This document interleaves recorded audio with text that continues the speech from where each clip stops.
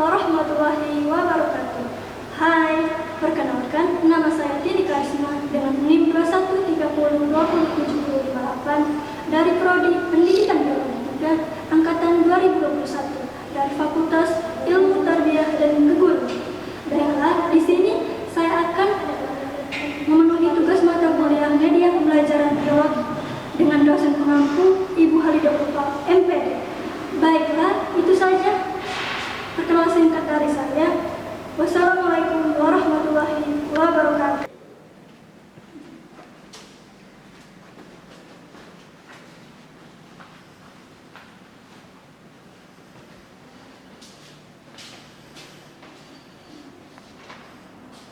Assalamualaikum warahmatullahi wabarakatuh, anak-anak. Waalaikumsalam warahmatullahi wabarakatuh, Bu.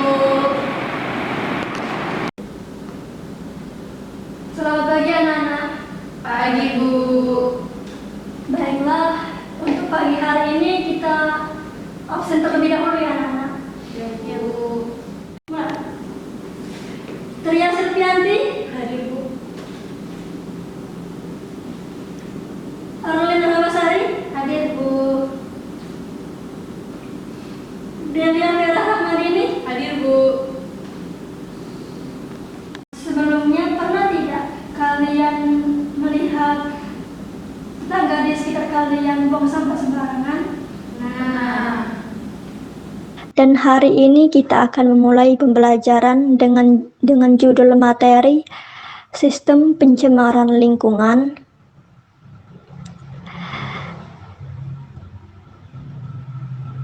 Baiklah, kita mulai saja untuk materi yang pertama, yaitu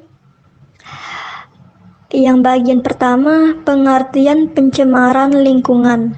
Pencemaran lingkungan adalah masuk atau dimasukkannya makhluk hidup, zat, energi atau komponen lain ke dalam lingkungan atau berubahnya tatanan lingkungan akibat kegiatan manusia atau proses alam sehingga kualitas lingkungan turun sampai ke tingkat tertentu yang menyebabkan lingkungan menjadi kurang atau tidak dapat berfungsi lagi sesuai peruntukannya. Pencemaran lingkungan ini terjadi akibat dari kumpulan kegiatan manusia atau populasi, bukan dari kegiatan individu. Selain itu, pencemaran dapat diakibatkan oleh faktor alam. Contoh, gunung meletus yang menimbulkan abu vulkanik seperti meletusnya gunung Merapi. Yang bagian B, macam-macam pencemaran lingkungan. Pencemaran lingkungan sejatinya bisa dibagi menjadi 5 jenis. Ada yang tahu, anak-anak? Nah, sekarang Ibu jelaskan. Pembagian jenis-jenis itu umumnya diklasifikasikan berdasarkan area yang terdampak akibat pencemaran tersebut, seperti yang tertera di bawah ini, yaitu ada pencemaran udara, pencemaran tanah, pencemaran air, pencemaran suara, dan yang terakhir pencemaran cahaya. Dan yang bagian C yaitu pengertian pencemaran air.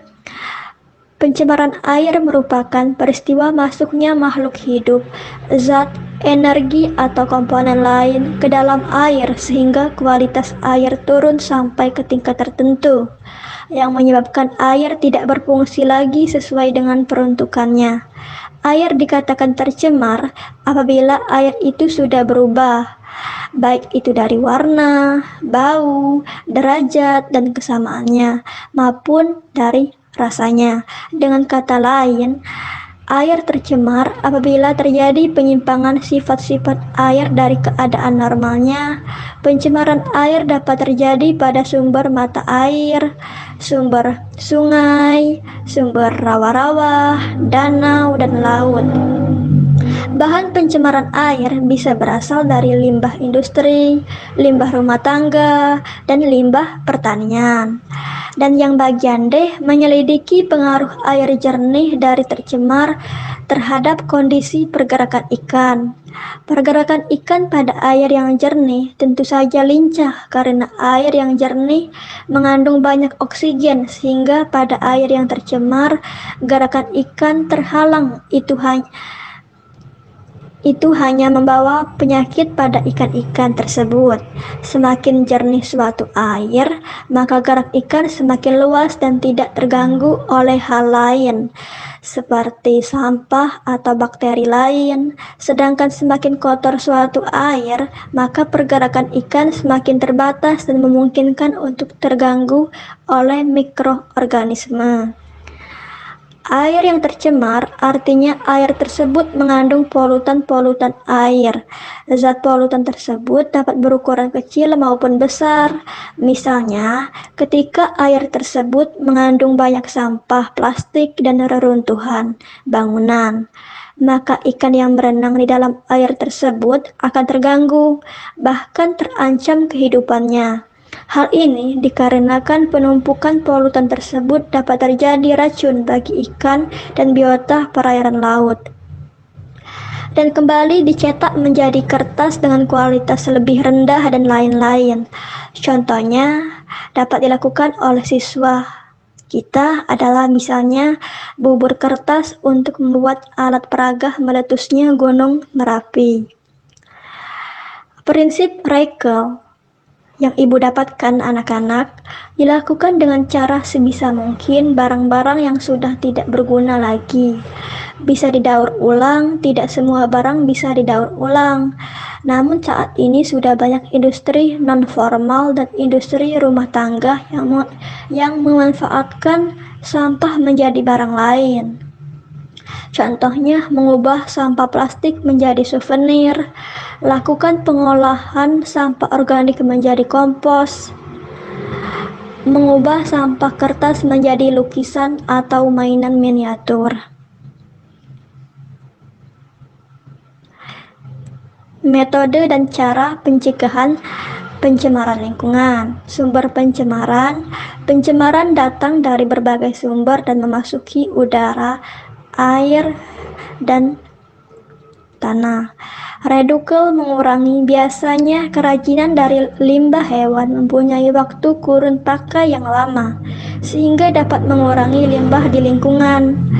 Dan dari keuntungannya mengolah limbah hewan, mengurangi polusi lingkungan, membuka lapangan kerja baru, membuka komoditas baru, dan memperbanyak barang yang kreatif, inovatif, baru, dan bermanfaat. Meningkatkan kualitas kinerja atau pemberdayaan sumber daya manusia. Baiklah anak-anak, di sini ibu akan memanggil nama kalian untuk maju ke depan.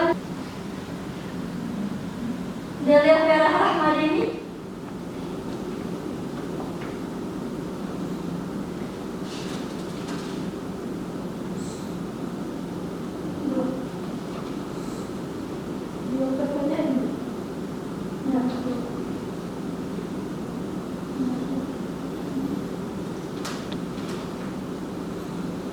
Buka di sini atau di sini?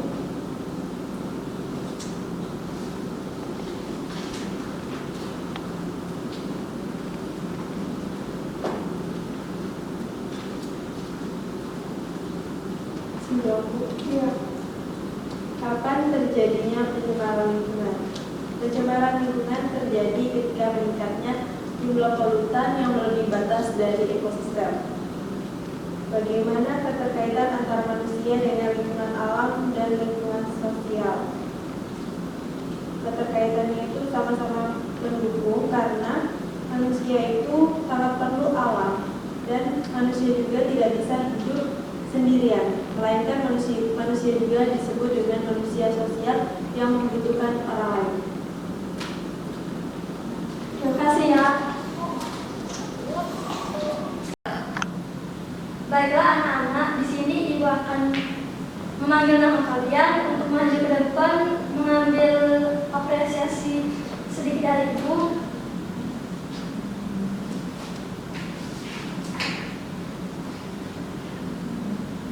Delia Vera Rahmadini, silakan maju ke depan.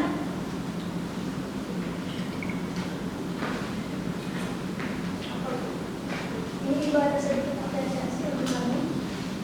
Silakan pilih. Ibu aja yang ini, yang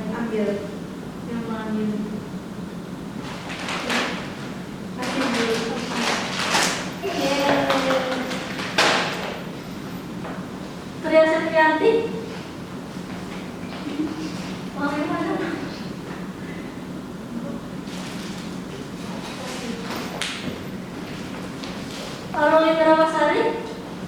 Saya Bu, silakan maju ke depan.